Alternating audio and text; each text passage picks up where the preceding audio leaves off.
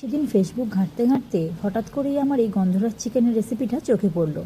তক্ষুনি শানুকে ফোন করে বললাম আমাকে একটু চিকেন এনে দেওয়ার জন্য। ও যথারীতি তড়িঘড়ি চিকেনটা এনেও দিল। প্রথমেই বেশ কিছুটা পেঁয়াজ ও কয়েকটা কাঁচা লঙ্কা বেটে নিয়েছিলাম। তারপরে বেশ কিছুটা কাজু বাদাম ও মগজদানাও বেটে নিয়েছিলাম।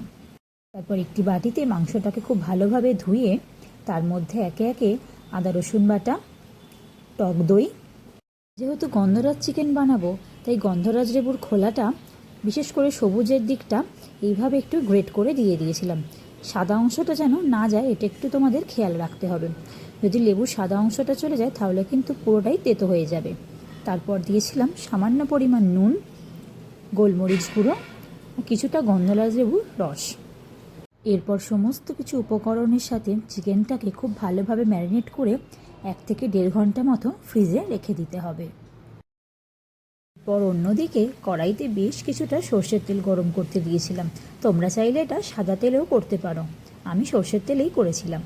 তারপর একে একে ফোড়নের মধ্যে দিতে হবে তেজপাতা, লবঙ্গ, দারচিনি, এলাচ আর একটু জয়িত্রী।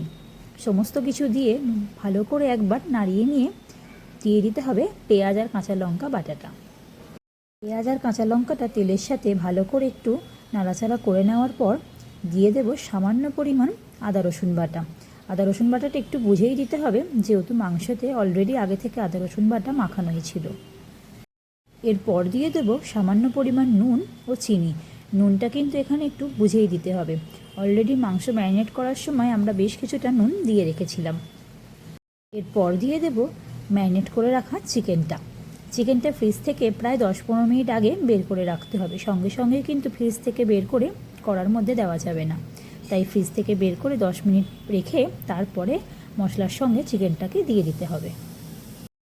এরপর চিকেনটা বেশ অনেকক্ষণ হাতে সময় নিয়ে ভালো করে কষাতে থাকতে হবে, চিকেনের জলেই যাতে চিকেনটা সেদ্ধ হয়ে আসে। তারপর দিয়ে দিতে হবে কাজু আর মগজদানা বাটাটা, দিয়ে আরও বেশ কিছুক্ষণ ভালো করে কষাতে হবে। এরপর দেব বেশ কিছুটা গোলমরিচ গুঁড়ো।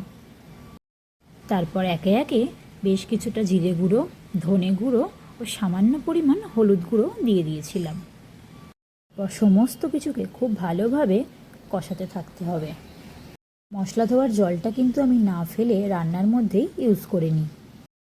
রান্নাটার প্রথম থেকে কিন্তু আমি একটুও জল ইউজ করিনি, চিকেনটা সম্পূর্ণই তার নিজের জলে সেদ্ধ হচ্ছিল, কিন্তু লাস্টের দিকে একটু সামান্য জল দিতেই হবে।